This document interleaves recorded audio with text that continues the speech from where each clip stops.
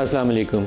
امریکہ کی جانب سے ایران میں کشم آئی لینڈ جو ان کا تیل پیدا کرنے والا ایک بہت بڑا جزیرہ ہے اس کے اوپر حملہ کیا گیا، اور جواب میں کویت اوپر ان کے ایئرپورٹ کے اوپر ایران نے میزائل داغے، جس پہ کافی بڑے پیمانے پر وہاں تباہی کے آثار نظر آتے ہیں۔ جو ویڈیو کلپس اور تصاویر دستیاب ہیں ابھی تک، اس میں نظر آتا ہے کہ بڑی ٹارگیٹڈ قسم کی سٹرائک تھی جو ایران کی جانب سے کی گئی۔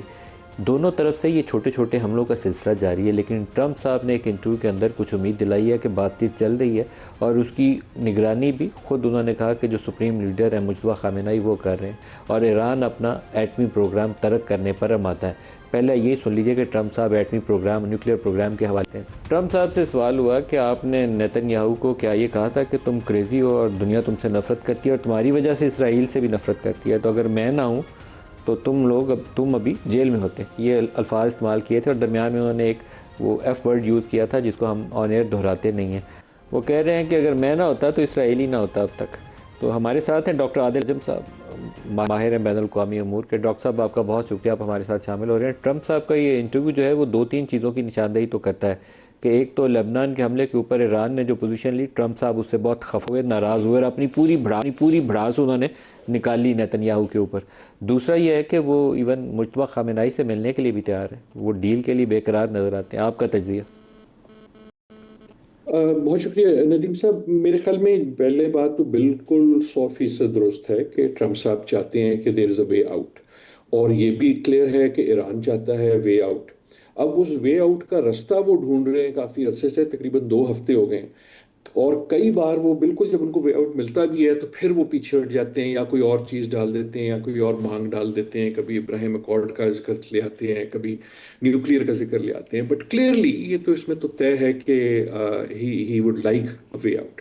یہ بھی طے ہے کہ وے آؤٹ وہی ہوگا ایونچولی جو اب ہم سب کو پتہ ہے، جس کو ہم میمورینڈم آف انڈرسٹینڈنگ کہہ رہے ہیں۔ وہ ایک اگریمنٹ نہیں ہے، لیکن ایک انڈرسٹینڈنگ ہوگی 2 چیزوں پہ۔ ایک چیز پہ ہوگی کہ ہرموز کے کیا رولز ہوں گے، اسٹینڈرڈ آپریٹنگ پروسیجر، اور دوسرا کہ ایران کی جو پے بیک ہے یا اس کی جو اکنامک، چاہے وہ سینکشنز ہوں، چاہے وہ اکاؤنٹ انفریز ہوں، وہ کیا ہوں گے۔ یہ بات ہے۔ اب وہاں کا رستہ جو ہے، ایک تو وہ ویسی مشکل ہے ڈونلڈ ٹرمپ کے لیے، کیونکہ وہ چاہتے ہیں کہ نہ صرف یہ کہ ایران جو ہے وہ سرنڈر کرے، اور دوسرا یہ کہ بالکل یہ لگے کہ ہم جیت گئے۔ اور اس میں ایک تو ٹرمپ صاحب کی یہ ایٹیٹیوڈ کا ایشو ہے، دوسرا یہ ہے کہ نیتن یاہو کلیئرلی ایک سپوائلر ہے، بلکہ سپوائلر سے زیادہ ہیں۔ سپوائلر بڑا چھوٹا لفظ ہے۔ وہ ایک پارٹی ہیں جو اس اگریمنٹ جو چاہتے ہیں کشیدگی بڑھے، نہ صرف یہ کہ کم نہ ہو بلکہ بڑھے، اور وہ جو چیز ہے that I think is the deciding factor. Deciding factor یہی ہے کہ جنگ شروع تب ہوئی تھی جب نیتن یاہو نے کنونس کیا ڈونلڈ ٹرمپ کو کہ جنگ میں پڑ جاؤ باضابطہ طور پہ، اور ختم تب ہوگی جب ڈونلڈ ٹرمپ نیتن یاہو کو کنونس کر سکیں گے کہ انف۔ حقیقت یہ ہے ندیم صاحب، ابھی تک ڈونلڈ ٹرمپ یہ نہیں کر سکے، اسی لیے ان کی فرسٹریشن اس کال میں جیسے آپ نے کہا ظاہر ہوئی جو نیتن یاہو پہ، اور اس کو انہوں نے ڈینائی نہیں کیا۔ آپ نے جو انٹرویو سنایا اس کی اہمیت یہ ہے کہ اس کو انہوں نے ڈینائی نہیں کیا۔ جہاں تک خامنہ صاحب سے ملنے کی بات ہے سپریم لیڈر کی، آئی ایم ناٹ شیور کہ انہوں نے یہ کہا ہے کہ جناب میں ملنا چاہتا ہوں، کیونکہ سوال پوچھا گیا، اس کا کوئی اور جواب ہو نہیں سکتا نا، وہ کیا کہیں اس کا۔ انہوں نے کہا جی تم ملنا چاہو، اگر موقع ملا تو ملو گے، تو انہوں نے کہا جی میں تو ہر ایک سے مل لے آؤں گا۔ اور نہ ہی اس سے یہ نظر آتا ہے کہ خامنہ صاحب ڈائریکٹلی انوالوڈ ہیں۔ آئی تھنک وہ سوال پوچھنے والے پہ تھا، لیکن یہ ضرور ظاہر ہے کہ جو ٹینشن ہے، ٹرمپ صاحب کی فرسٹریشن ہے اسرائیل سے، وہ بڑھ رہی ہے۔ آپ اس کے ساتھ یہ بھی دیکھیں کہ جو اسرائیل کے ایلائز ہیں، چاہے وہ لنڈزی گرہم جیسے ہوں، چاہے وہ ڈفرینٹ پبلیکیشنز ہوں، انہوں نے ٹرمپ پہ پریشر بھی بڑھا دیا۔ اس وقت ٹرمپ صاحب پہ کوئی کم پریشر نہیں ہے، ایک تو جنگ کا پریشر ہے نا، جو بھی اس کی اکنامک پریشر ہے۔ اس وقت ڈونلڈ ٹرمپ پہ سب سے زیادہ پولیٹیکل پریشر، اپنے کریئر کا سب سے زیادہ پولیٹیکل پریشر یہ ہے کہ اسرائیل از گوئنگ آل آؤٹ، یا ان کے جو حامی ہیں they are going all out on Trump, اور وہ ہمیں امریکہ کے اندر کی سیاسی گفتگو میں نظر آتا ہے۔ اور ٹرمپ کا پرابلم یہ ہے کہ ایک تو یہ ہے نا کہ جو اسرائیل کے حامی ہیں وہ پریشر ڈال رہے ہیں اور بہت زیادہ ڈال رہے ہیں۔ دوسرا یہ کہ ڈاکٹر عادل، لیکن یہ کتنی دیر ٹرمپ اس چیز کو ڈیلے کر سکتے ہیں؟ جو اسرائیلی رویہ ہمیں لبنان کے اندر نظر آیا، پہلے تو وہ لتانی دریا تک کہتے تھے کہ ہم وہاں تک کا علاقہ قبضہ کرنا ہے، اب اس سے آگے بڑھ گئے۔ وہ 900 سال پرانا ایک قلعہ ہے صلیبی جنگوں کا، جسے کسی زمانے میں صلاح الدین ایوبی نے فتح کر لیا تھا، اس قلعے تک بھی انہوں نے قبضہ کر لیا، اور اب ٹرمپ صاحب کو یہ کال کرنی پڑی۔ تو غزہ میں بھی باز نہیں آئے گا اسرائیل؟ بیروت کے اندر بھی وہ باز نہیں آئے گا اپنی حرکتوں سے؟ تو جواب میں یہاں جو اس آئی لینڈ میں بھی چل رہا ہے کہ وہ کشم آئی لینڈ پہ انہوں نے ہٹ کی اور جواب میں ایران نے ان کے اوپر میزائل داغے، تو سچویشن یہ کتنی دیر برداشت کر سکے گا امریکہ؟ امریکہ سے اور ٹرمپ، یہ ہی سوال ہے کہ دیکھیں آپ نے بار بار یہ دیکھا ہے کہ نیتن یاہو جب نہیں سننا چاہتے تو نہیں سنتے. یقیناً یہ جو ابھی گفتگو ہوئی بڑی سخت ہوگی، لیکن یہ پہلی سخت گفتگو تو نہیں ہے. آپ کو یاد ہے 1.5 مہینے پہلے میرے خیال میں 17 اپریل یا ایسے کوئی ایک اور ٹویٹ آئی تھی جو بڑی مشہور ہوئی تھی، جس میں ٹرمپ صاحب نے نیتن یاہو کو کہا انف از انف. انہوں نے لکھا انف از انف، اور پھر انہوں نے کہا میں تمہیں پروہیبٹ کرتا ہوں، لفظ استعمال کیا پروہیبٹ، کہ تم لبنان پہ اٹیک نہیں کرو گے. 1.5 مہینہ ہو گیا نا. اور پچھلے 3 مہینے میں اسرائیل جو ہے وہ 3,000 سے زیادہ لوگوں کو ہلاک کر چکا ہے لبنان میں. ندیم صاحب یو ول فالو دس کہ اس جنگ میں ابھی تک ایران کا نقشہ نہیں تبدیل ہوا، اس جنگ میں ابھی تک امریکہ کا نقشہ نہیں تبدیل ہوا، لیکن اسرائیل کا تو کئی بار ہو چکا ہے نا. اسرائیل نے لبنان کے علاقے پہ اب قبضہ کر لیا ہے. دیر از نو گوئنگ بیک. اس سے پہلے وہ سیریا کے علاقے پہ، لیکن کیا یہ انٹینشنل ہے ڈاکٹر عادل؟ یہ انٹینشنل ہے کہ وہ ایک ٹرمپ سخت قسم کا بیان یا ٹویٹ دے کے ساتھ اسرائیل کو الاؤ بھی کر رہے ہیں کہ وہ حملے کرتا جائے؟ یا الاؤ کر رہے ہیں، آئی تھنک ایک تو الاؤ کر رہے ہیں because he is not may be putting enough pressure. دوسرا یہ ہے کہ I think we should realise کہ اسرائیل سننا چاہتا نہیں ہے. ہمارا پرانا جو تھا نا طریقہ کار دیکھنے کا وہ یہ تھا کہ جب امریکہ کہے گا تو اسرائیل ضرور سن لے گا کیونکہ وہ اتنا ڈیپینڈنٹ ہے. میری آپ سے پہلے بھی اس پہ بات ہوئی ہے، میرا اب یقین یہ ہے کہ نیتن یاہو کنونس ہو چکے ہیں کہ یہ ان کا آخری بہترین چانس ہے. وہ راضی ہونے کو تیار نہیں ہے. ایک ہے نا کہ آپ کو کسی نے ڈانٹا بڑے نے تو آپ نے بات سن لی. اٹ از ناٹ جسٹ کہ انہوں نے ڈانٹا انف نہیں ہے، اٹ از آلسو کہ وہ سننے کو تیار نہیں ہے. اور نیتن یاہو کی طرف سے دیٹ میکس سینس. ان کا سینس یہ ہے کہ یہ میرا آخری بہترین موقع ہے، اگر میں نے ابھی نہیں کیا تو میں کبھی نہیں کر سکوں گا، تو جو کرنا ہے سب لگا دو. بالکل صحیح. ڈاکٹر عادل نجم صاحب بہت شکریہ آپ نے ہمیں جوائن کیا. ہم انٹرویو کیوں کر رہے تھے یہاں اسلام آباد اسٹوڈیوز میں بیٹھے ہوئے وزیر پارلیمانی امور ڈاکٹر طارق فضل چودھری کا، تو انہوں نے ایک سٹیٹمنٹ دی علی امین گنڈا پور اور سہیل افریدی کے حوالے سے. سنیے انہوں نے کہا کیا. معلومات ہیں وہ علی امین گنڈا پور گروپ اور جناب سہیل افریدی گروپ، ان کے اندر اب لڑائی اور کشیدگی اس قدر بڑھ گئی ہے کہ اسلام آباد انتظامیہ کو حفظ تقدم کے طور پہ باہر فورس کھڑی کرنی پڑی ہے. ہمارے ساتھ اسٹوڈیوز میں ہیں شفیع جان صاحب اور شیر افضل مروت صاحب، دونوں کو خوش آمدید کہتے ہیں. وہ کہتے ہیں جی کہ علی امین گنڈا پور اور سہیل افریدی صاحب کے درمیان اتنی کشیدگی ہے کہ ہمیں باہر پولیس کھڑی کرنی پڑی ہے کہ کہیں آپس میں تصادم ہی نہ ہو. دیکھیے پہلی بات یہ ہے، سب سے پہلے تو آپ کا شکریہ. پہلی بات تو یہ ہے کہ کوئی ایسی کشیدگی نہیں ہے. سہیل افریدی صاحب بڑے کمفرٹیبل زون میں ہیں. جس قسم کی قیاس آرائیاں ہو رہی ہیں، جس قسم کے نمبر کوٹ ہو رہے ہیں کہ کوئی کہتے ہیں 27 نمبر ایم پی ایز ناراض ہیں، کوئی 50 نمبر کوٹ کر رہا ہے، کوئی 30 نمبر کوٹ کر رہا ہے، تو کوئی 2 نام تو بتا دے. جو Sohail Afridi is losing support, یہ بات ٹھیک ہے. شیر افضل مروت صاحب سے بھی ہم نے بات کی تھی تو کوئی بہت مختلف رائے نہیں تھی. وہ ندیم صاحب 3 سے 4 لوگوں کے علاوہ جو ہمارے رابطے میں نہیں ہیں، باقی کون آپ سے رابطے میں نہیں ہے؟ ہم ابھی نام اس کو ڈسکلوز نہیں کرنا چاہتے کیونکہ ہماری ان سے بھی بات ہونی ہے. دیکھیں پارٹی علی امین گنڈا پور کا 30 لوگوں کا دعویٰ ہے، آپ تو 4 کے نام لینے پہ تیار نہیں ہیں. دیکھیں اگر علی بھائی کا 30 لوگوں کا دعویٰ ہے تو پھر علی بھائی جو ہے وہ نام بتا دے کہ کون سی 30 لوگ ہیں. آپ 4 بتا دیں، باقی میں ان سے پوچھ لیتا ہوں. دیکھیں میں نام اس لیے ڈسکلوز نہیں کرنا چاہتا کہ ان کو اپنے حلقوں میں جو ہے وہ جانا پھر مشکل بن جائے گا. ان کو پڑے گی نا، آپ کو کیا؟ نہیں، ہم چاہتے ہیں کہ وہ پارٹی کی ہی لوگ ہیں. پارٹی کے اندر ہمارے ایم پی ایز ہیں، ہم ان سے دوبارہ بات کرنے کی کوشش کریں گے. عمران خان کے نامزد کردہ وزیر اعلیٰ ہیں سہیل افریدی، اور تحریک انصاف جو خیبر پختونخوا ہے وہاں عمران خان کا سکہ چلتا ہے. اگر کسی کے ذہن میں کوئی بھی چیز ہے کہ وہ اس لائن سے ڈی ٹریک ہو جائے گا تو پھر اس کا جو عملی نمونہ پرویز خٹک اور محمود خان ہے، ان کی سیاست ختم ہو گئی ہے. اگر کوئی اپنی سیاست ختم کرنا چاہتا ہے تو پھر وہ اس ٹریک پہ چلا جائے. مروت صاحب، سر آپ کی کیا رائے؟ کیا سہیل افریدی تگڑے کھڑے ہیں یا علی امین کا گروپ تگڑا کھڑا ہے؟ دیکھیں مجھے ان حالات پہ افسوس ہوتا ہے، یہ نہیں ہونا چاہیے. اور شفیع جان صاحب جو ہیں وہ 30 کی بات آپ نے کی نا، وقت آنے پر ہو سکتا ہے ان کا نام بھی شامل ہو. کن کا؟ ہمارے چھوٹے بھائی شفیع جان کا. ان کا بھی نام ادھر شامل وقت آنے پہ. ہاں اچھا، میں یہ عرض کر دوں، ویسے تو داد دیتا ہوں سہیل افریدی کے ساتھ لائل ہیں، اس میں کوئی شک نہیں ہے. اچھا دوسری بات یہ ہے کہ یہ اختلافات ہیں، اس کے نہ ماننے سے یا انکار کرنے سے یہ جھٹلائے تو نہیں جا سکتے ہیں. اور اختلافات کی نوعیت کیا ہے؟ کیونکہ اب معاملات کچھ زیادہ اچھے رہے نہیں ہیں. پارلیمانی کمیٹی کے اجلاس کی بھی جو کہانیاں ہم نے سنی ہیں کوئی بڑی ابتدا میں تعلقات اچھے تھے.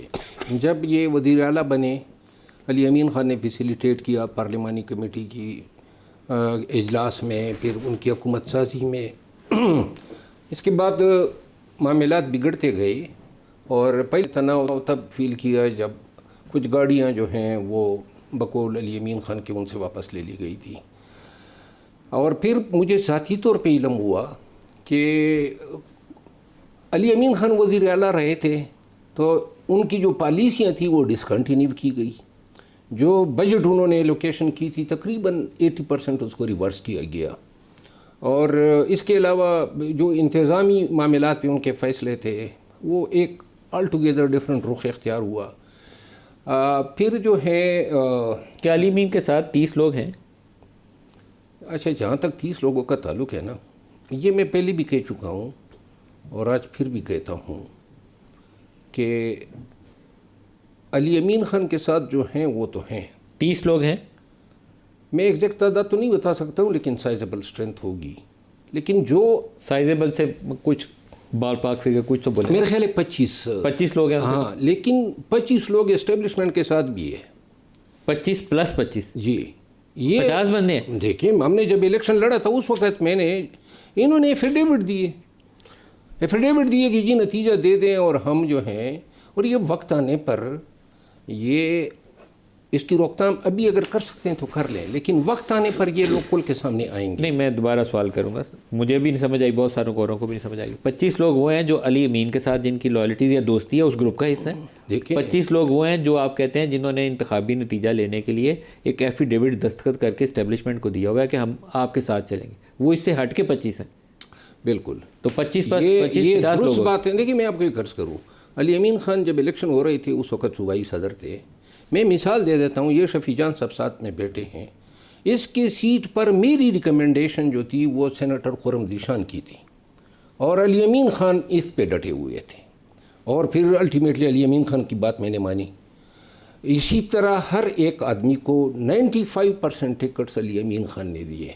بہت سے نئے لوگوں کو بھی انہوں نے دلوائے، بہت سے لوگوں کو انہوں نے منسٹر بنایا، اور پارٹی میں مطلب کافی پھر سہیل افریدی کی حکومت کیسے کھڑی ہے جناب؟ 25 + 25 50 بندے تو نکل گئے، تو حکومت کیسے کھڑی؟ یہ جو بہانے بن رہے ہیں اور اب یہ تناؤ، دیکھیں میں علی امین خان کو بھی ایڈوائز کرتا تھا جب وہ وزیر اعلیٰ تھے، جب ان کے اختلافات تھے عاطف خان کے ساتھ، اپنے سابق اسپیکر صاحب جو اسد قیصر صاحب کے ساتھ، جنید اکبر خان کے ساتھ، شکیل خان کے ساتھ، تو میں نے انہیں کہا آپ وزیر اعلیٰ ہیں، آپ کو سب کو ساتھ میں لینا چاہیے، آپ کی شان میں کمی نہیں آئے گی اگر آپ تھوڑا سا اپنی انا کو ان کے آگے جھکا دیں. وہ نہیں ماننے والا تھا، اور اس کی قیمت اس کو چکانی پڑی، کیونکہ سب نے مل کے جو ہیں، یہ بھی ایک بڑا فیکٹر تھا کہ ان لوگوں نے بھی اپنی تئیں جو عیسیٰ ڈال سکتے تھے. سہیل افریدی صاحب جو ہیں وہ جب وزیر اعلیٰ بنے تو بجائے اس کے کہ وہ اپنے ذہن سے سوچتے، خود وہ سلجو ٹائپ کے آدمی ہے. کس ٹائپ کے؟ سلجو ہیں. ہاں، لیکن انہوں نے پنگے لینے شروع کیے. جو بیانات انہوں نے دینے شروع کیے، سیاسی جو ریٹوریکل سٹیٹمنٹس تھے، کچھ بیانات ایسے بھی آ گئے نا جو بالکل ہضم نہیں ہو سکتے تھے. لیکن کچھ تو اسٹیبلشمنٹ کے حوالے سے ایسے بیانات تھے جو انہیں دینے نہیں چاہیے تھے، نہیں دینے چاہیے. As chief executive of the province ایسی بات نہیں کرنی چاہیے. اور پھر ایک اور بات ہوئی یہ کہ کابینہ سازی میں جو کمٹمنٹس انہوں نے کی وہ پوری نہیں کر پائے. یعنی وہ ابھی تو جو کس سے کمٹمنٹ تھی؟ وہ بہت سارے ایم پی ایس کے ساتھ کمٹمنٹ کی تھی. اچھا، اس کا جواب تو لے لیں پہلے، پھر آگے چلتے ہیں. اس طرح بہت ساری باتیں اکٹھی ہو جائیں گی. شفیع جان صاحب، کوئی ایسے وعدے تھے وزارتوں کے جو کوئی کمٹمنٹ نہیں تھی؟ سہیل افریدی صاحب نے کسی سے کوئی کمٹمنٹ نہیں کی. پولیٹیکل کمیٹی نے یہ اختیار سہیل افریدی صاحب کو دیا تھا کہ آپ نے جس کو شامل کرنا ہے آپ کر سکتے ہیں. اور جو آج کیبنٹ ہے خیبر پختونخوا میں، کوئی ان الیکٹڈ بندہ نہیں ہے. تمام ایم پی ایز لوگ جو ہیں وہی کیبنٹ کا حصہ ہے، جبکہ پچھلی کیبنٹ میں 6 لوگ جو تھے وہ الیکٹڈ نہیں تھے، باہر سے لائے گئے تھے. واحد یہ کیبنٹ ہے کہ تمام ایم پی ایس کیبنٹ کا حصہ ہے، کوئی بندہ باہر سے نہیں آیا. شیر افضل صاحب اس کی بھی گواہی دیں گے. دوسری بات پارلیمانی اجلاس کی ہوئی، 75 لوگ وہاں پہ موجود تھے، 17 لوگ وہاں پہ موجود نہیں تھے۔ 75 لوگ جو تھے وہ وہاں پہ انہوں نے شرکت بھی کی، وہاں پہ بڑے خوشگوار موڈ پارلیمانی اجلاس ہوا، اور میں نے پہلی دفعہ اتنا خوشگوار پارلیمانی اجلاس دیکھا علی امین صاحب کے ٹائم میں بھی اور ابھی کے ٹائم میں بھی۔ یہ جو اجلاس تھا سب سے خوشگوار اجلاس تھا، جس کے متعلق بہت ہم نے خبریں پڑھی ہیں کہ اس میں بہت سے لوگ نہیں آئے، پروٹیسٹ بھی اس میں ہوئے۔ ہمارے 17 لوگ نہیں تھے، 5 لوگ ہمارے آؤٹ آف کنٹری ہیں، 3 لوگ حج پہ ہیں اور 2 ساؤتھ افریقہ میں ہیں، پارلیمنٹ کی طرف سے گئے ہیں۔ 27 لوگ ہو گئے ٹوٹل ملا کے؟ نہیں، 17 لوگ 17 لوگ تھے نہیں، 17 لوگ ایبسینٹ تھے، ٹوٹل 75 لوگ وہاں پہ موجود تھے۔ 17 میں سے 5 آؤٹ آف کنٹری تھے، 3 لوگ جی بی میں ہیں، 3 لوگوں کے ہاں شادی تھی، اور 3 سے 4 لوگوں سے ہم رابطے میں نہیں ہیں، جس کو میں ایڈمٹ کر رہا ہوں۔ بات بڑی واضح ہے کہ ایک سوال ہی پیدا نہیں ہوتا، اللہ کے بعد اور عمران خان کے بعد سہیل افریدی کو کسی کا باپ نہیں ہٹا سکتا۔ ڈاکٹر صاحب کہتے ہیں 2 دن میں ہٹا سکتے ہیں، ڈاکٹر صاحب، ڈاکٹر طارق فضل چودھری صاحب۔ اب چھوڑے چاہیے، وہ طارق فضل چودھری صاحب خود فارم 47 کی پیداوار کر دوں، اور جہاں تک سر ایک منٹ سر، ایفیڈیوٹ کی بات مروت صاحب نے کی، یہ پہلے دن سے ایک مت بنائی گئی ہے خیبر پختونخوا کے متعلق کہ 38 لوگوں کوئی 20 لوگ کہتے ہیں کہ ایفیڈیوٹ پڑھے ہیں۔ ایک ایفیڈیوٹ تو سامنے لے آئیں، سینٹ کا الیکشن ہوا، علی امین صاحب کا الیکشن ہوا، افریدی صاحب کا الیکشن ہوا، سینٹ کے بائی الیکشن ہوئے، ایک ایم پی اے اپنی جگہ سے ادھر نہیں ہوا۔ سر وہ جس دن ضرورت پڑے گی وہ بٹن دبائیں گے تو ہلیں گے۔ جو فارم 47 میں اور ایفیڈیوٹ میں فرق کوئی نہیں ہے، جو ایک ہی طریقے کا جو ہلے گا وہ اپنی سیاست ختم کر دے گا۔ عمران خان کے لائن سے جو بھی ڈی ٹریک ہوگا وہ اپنی سیاست ختم کر دے گا۔ بڑے بڑے نام عمران خان صاحب سے الگ ہوئے اور پاکستان کے سیاست کے منظرنامے سے غائب ہو گئے ہیں۔ جو عمران خان صاحب کے ساتھ کھڑے ہوئے آج بھی وہ پاکستان کی سیاست کے منظرنامے میں موجود ہے۔ شیر افضل مروت صاحب اگر پی ٹی آئی میں نہ ہوتے تو یہ ایم این اے نہ ہوتے۔ اب یہ منظر سے غائب ہو گئے؟ سوری، شیر افضل مروت سیاسی منظر سے غائب ہو گئے ہیں؟ نہیں، اگر یہ پی ٹی آئی کا ٹکٹ نہ ہوتا مروت صاحب نہیں، اب کے تو پاس، پی ٹی آئی نہیں ہے نا، اب تو نکال چکے ہیں آپ لوگ۔ نہیں، ابھی بھی خان کو تو اپنا لیڈر مانتے ہیں نا، وہ مانتے ہیں نا، لیکن وہ پی ٹی آئی سے تو آپ فارغ کر چکے ہیں نا، تو شیر پی ٹی آئی افضل سے تو وہ مروت نکالے جا چکے ہیں۔ شیر افضل مروت اب سیاست سے مٹ گیا۔ اب اگلا الیکشن ہوگا، اگر مروت کے پاس پی ٹی آئی کا ٹکٹ نہیں ہوگا تو آپ کے سامنے آ جائے۔ یہ تو مستقبل کی بات کر رہے ہیں، آپ کو اپنا نہیں پتا مستقبل کا، ان کا کیا بتائیں گے؟ اگلے الیکشن پہ بھی ایک بات میں کر لوں۔ جی جی، خان صاحب کی عزت میں ہمیشہ سے کرتا آیا ہوں۔ پاکستان تحریک انصاف کو ایک چیز سمجھ جانی چاہیے، خان صاحب 74-75 سال کے ہو گئے ہیں، جو ارادے نظر آ رہے ہیں 4-5 سال تک تو ان کے ارادے نہیں ہیں ان کو چھوڑنے کا۔ پی ٹی آئی کا ارادہ ہے ان کو جیل سے چھڑوانے کا؟ مجھے نہیں لگتا پی ٹی آئی کا بھی۔ میں آپ کو عرض کروں، پی ٹی آئی میں جو لوگ لگے ہوئے ہیں نا وہ بھی وراثت سمیٹنے کے چکر میں ہیں، تو لہٰذا آپ یہ تصور کریں کہ خان کے بغیر پی ٹی آئی جو ہیں وہ خاک ووٹ لے گی، اور اگر 80 سال کی عمر میں خان پالیٹکس کرتے ہیں تو ہمارے پاکستان میں خان کی تو ٹاورنگ پرسنالٹی، اس کی وہ شخصیت، اس کی وہ جوانی، یہ وہ سارے فیکٹرز تھے جنہوں نے ان کو شہرت کے عروج پہ پہنچایا تھا۔ 80 سال کے بعد میں خود یہ سمجھتا ہوں کہ شاید 5-6 سالوں کے بعد بہت سارے چہرے نظر نہیں آئیں گے وقت کے ساتھ۔ لیکن آپ کو یہ لگتا ہے کہ عمران 5-6 سال جیل میں ہی ہے، یہ آپ کو نظر آتا ہے؟ دیکھیں، مجھے یہ لگتا ہے کہ ابھی تک پی ٹی آئی کو پتہ ہے اور تمام انتظامی مشینری کو پتہ ہے کہ خان کی رہائی کسی صورت میں، چاہے یہ نظام ہو چاہے کوئی دوسرا نظام آ جائے، اس طریقے سے ممکن نہیں ہے۔ ایک وقت میں ممکن تھی جب ہم ان کو رہا کر سکتے تھے، اس وقت ہم نے خود ہی اپنے پیروں پہ کلہاڑی ماری۔ وہ کون سا وقت تھا؟ 24 نومبر کو، نومبر 2024 والا۔ ہاں، اچھا، ایک بات۔ دوسری بات یہ ہے نا جو شفیع جان صاحب نے بات کی کہ جی دیکھیں، یہ پاکستان تحریک انصاف کے دوست بیٹھتے ہیں نا تو کہتے ہیں کہ جی خان کی وجہ سے اگر مجھے شناخت ملی ہے نا تو میں یہ عرض کروں کہ یہ شناخت اس وقت شفیع جان آپ کو کیوں نہیں ملی، یہ شناخت سہیل افریدی صاحب کو کیوں نہیں ملی؟ یہ خان کی وجہ سے ہم بیٹھے ہیں؟ ایک نہیں، میں جس چیز نے مجھے شناخت دی وہ وقت تھا جب جس حلقے میں گیا ہوں آپ سمیت تو سب کی کمپین میں نے شروع کی، اور جس حلقے میں گیا ہوں اس وقت کوئی جھنڈا نہیں اٹھا سکتا تھا۔ اگر آپ کے ساتھ پی ٹی آئی کا ٹیگ نہ ہوتا اور آپ کسی حلقے میں جاتے تو کراؤڈ نکلتا؟ دیکھیں، یہ کراؤڈ ہر ایک آدمی کے لیے نکل سکتا تھا اگر کوئی کوشش تو کرتا، کسی نے کوشش ہی نہیں کراؤڈ کی۔ تو خان کا تھا نا، لیڈ آپ نے کیا، لیکن تھا تو کراؤڈ خان کا کراؤڈ آج بھی ہے نا، کہ آج کیوں نہیں نکلتا ہے؟ آج بتائیں نا، جب آفیشل آپ کال کے دی جائے گی جلسے تو آپ جو دیکھ لیں ہیں گے۔ آپ کے جلسے ٹھولیاں بن گئی ہیں. لیکن آپ کا ابھی آئے تھے نا آپ لوگ یہ 26 نمبر چونگی پہ وہ تو بیٹھے صرف پارلیمنٹیرینس تھے, ورکرز تو نہیں تھے ہمارے. کب آئیں گے؟ 2 سال سے تو نہیں آئے ہو. ابھی 10 جون کو کہہ رہے ہیں نا شاید آئیں گے. نہیں, 10 جون کو صرف پارلیمنٹیرینز آئیں گے, قومی اسمبلی کے سامنے نہیں, وہ احتجاج ہوگا. صرف پارلیمنٹیرین اس لیے آتے ہیں کہ اور لوگ آتے نہیں ہیں. نہیں, اور لوگ اگر پارلیمنٹیرین بھی پورے نہ ہوئے تو پھر پارلیمنٹیرین کب پورے ہوئے ہیں؟ کبھی ایک موقع پر یہ بتا دیں کہ انہوں نے کوئی 50% پارلیمنٹیرین جو ہے اپنے ساتھ لے کے گئے ہیں. شفیع جان دیکھیں, کل بھی پارلیمنٹیرین سارے موجود تھے, 70% لوگ ہمارے موجود تھے. 10 جون کو کتنے ہوں گے؟ 10 جون کو انشاءاللہ 70% سے زیادہ ہوں گے. علی امین گنڈا پور آئیں گے؟ آنا چاہیے ان کو. اچھا, چاہیے میں اور ہونے میں فرق ہوتا ہے. دیکھیں, علی امین صاحب جب سے وزیر اعلیٰ کے منصب سے اترے ہیں وہ پارلیمانی اجلاس میں بھی شرکت نہیں کر رہے ہیں. بڑا گریسفلی انہوں نے استعفیٰ دیا, لیکن اس کے بعد وہ پارٹی کے صرف ایک دھرنے میں آئے تھے یہاں پہ, اس کے علاوہ انہوں نے پارٹی کی کوئی ایکٹیویٹی جوائن نہیں کی. 10 جون کو ان کو آنا چاہیے. بریک لے لیں جی, ہمارے ساتھ رہیے گا.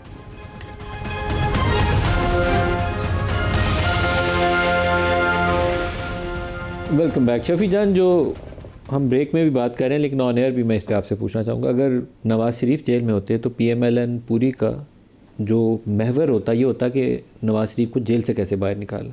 شہباز شریف جا کے ملتے, چودھری نثار ملتے, اسحاق ڈار ملتے, لیکن وہ راستہ نکالتے ان کو باہر نکالنے کا, لڑائی کو پھیلانے کا نہیں, جس میں نواز شریف ابھی تک جیل میں ہی ہوتا. آپ کی پارٹی میں یہ فوکس نہیں ہے, اسٹریٹجی نہیں ہے, مسنگ لنک ہے یہ. دیکھیے, پہلی بات یہ ہے ندیم صاحب کہ خان کی رہائی پریورٹی ہے. اگر ہمیں ووٹ پڑا بھی ہے تو خان کی رہائی کا ووٹ پڑا ہے. گورننس کے ساتھ ساتھ خان کی رہائی سب سے پہلے ہماری پریورٹی ہے. اب مسئلہ یہ ہے کہ ہم نے ہر چیز ٹرائی کر لی.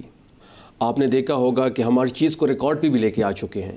دھرنا دیا گیا, اڈیالہ کے سامنے دھرنا دیا گیا, اسلام آباد لاگ مارچ بھی ہوا, ڈی چوک بھی ہم آئے, سنجانی کے میدان پہ بھی ہم نے جلسہ کیا.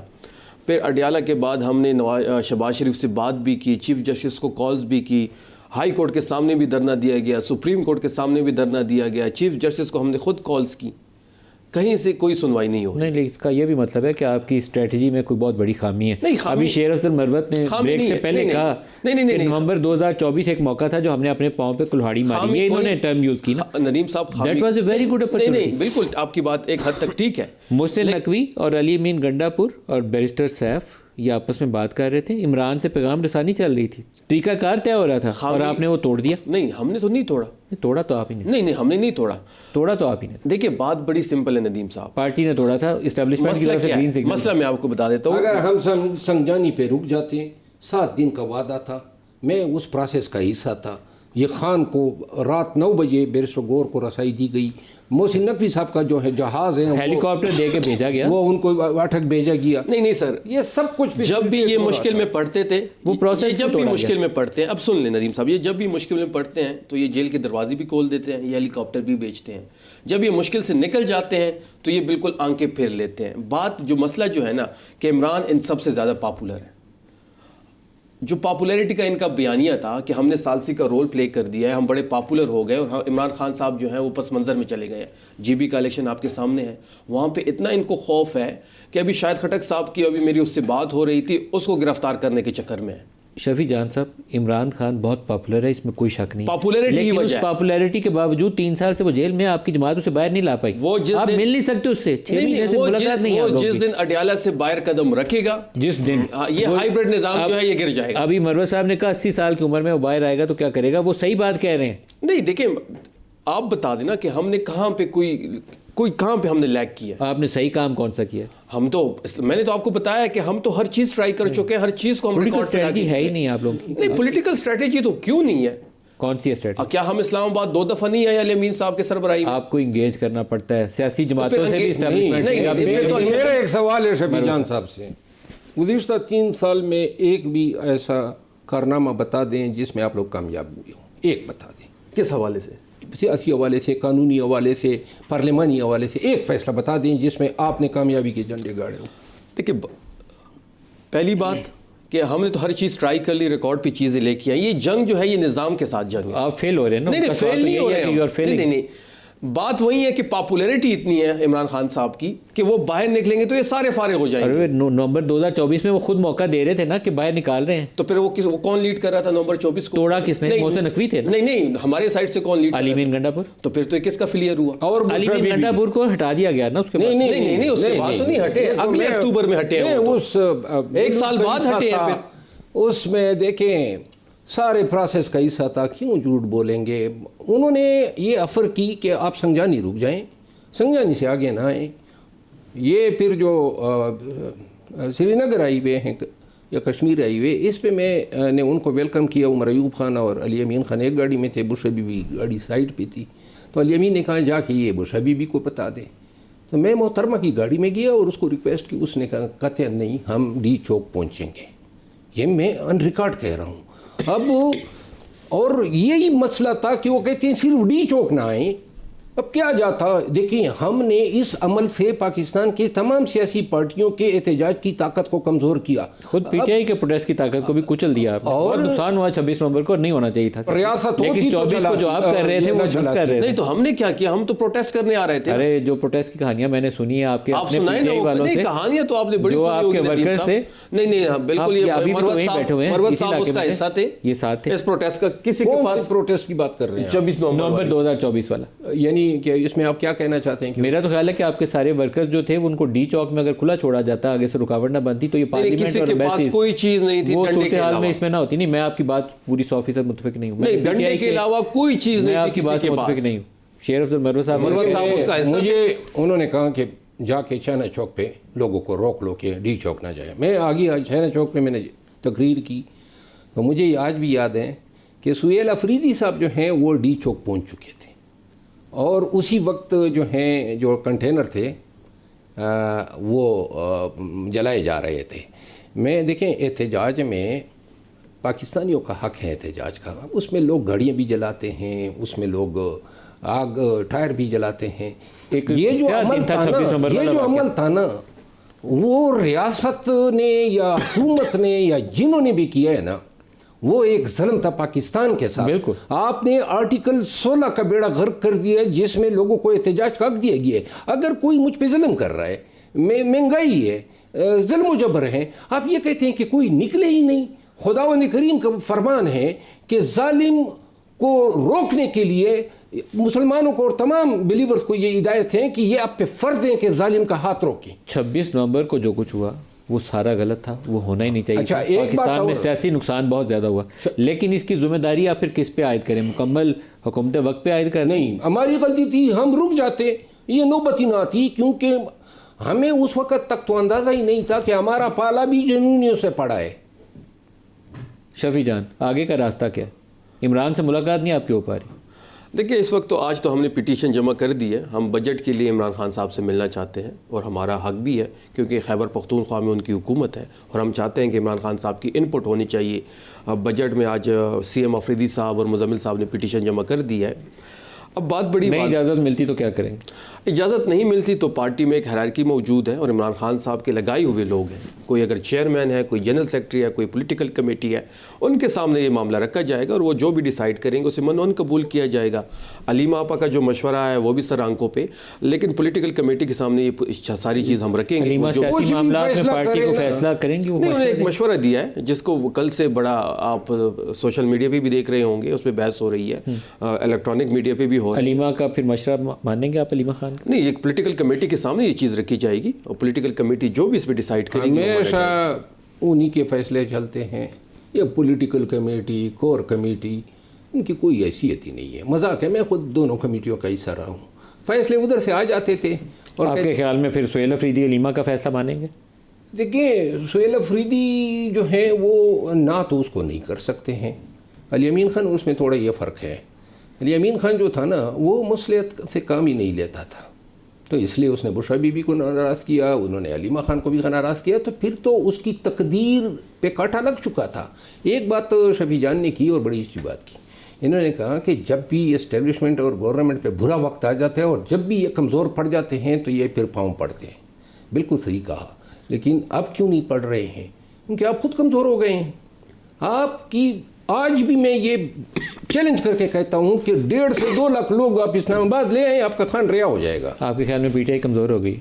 पीटीआई जो है इतने जलसे किए गुज़िश्ता 7-8। लेकिन इनको तो लगता है कि जीबी में ये बड़े तगड़े हैं, इसके लिए हुकूमत इन्हें जाने नहीं दे रही। अच्छा, जीबी में जो है ना, मेरी ख्वाहिश थी कि पार्टी शायद मुझे जीबी में कैंपेन करने का मौका देती, और मैं ढंग की चोट पे कहता हूँ, ये देखे ना, पुलिस आ गई और आपको कहते हैं कि जी वापस चले जाओ, तो आप वापस आ गए।